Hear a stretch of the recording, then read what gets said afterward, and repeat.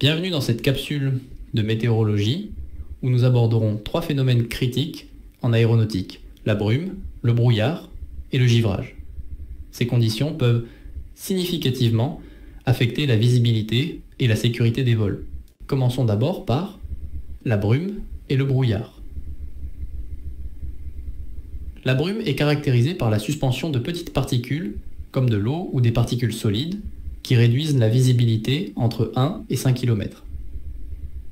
La brume peut être sèche, elle implique alors des particules non aqueuses, comme le sable ou la poussière. Le brouillard, quant à lui, se forme quand de petites gouttelettes d'eau ou des cristaux de glace suspendus dans l'air réduisent la visibilité à moins de 1 km.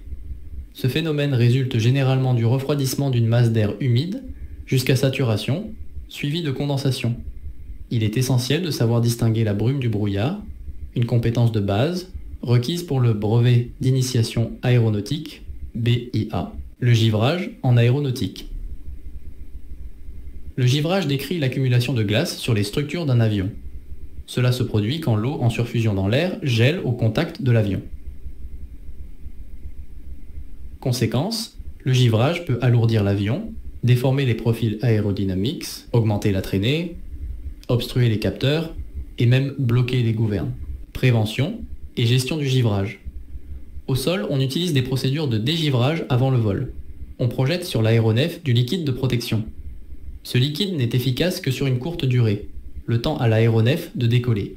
En vol, on active des systèmes anti-givrage tels que le chauffage des pare-brises et des bords d'attaque, des pales d'hélice et des tubes pitot, ainsi que l'utilisation de liquides anti-givre.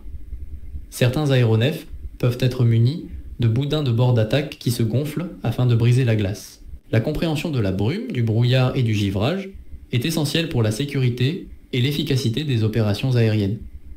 Les pilotes et le personnel au sol doivent être équipés pour gérer ces phénomènes à travers une formation adéquate et l'utilisation de technologies appropriées. Restez curieux et préparez vos questions.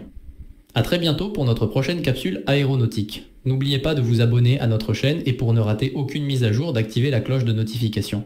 Et puis soyez sympa, mettez un pouce en l'air, ça ne vous coûte rien et ça nous fait monter dans l'algorithme de YouTube.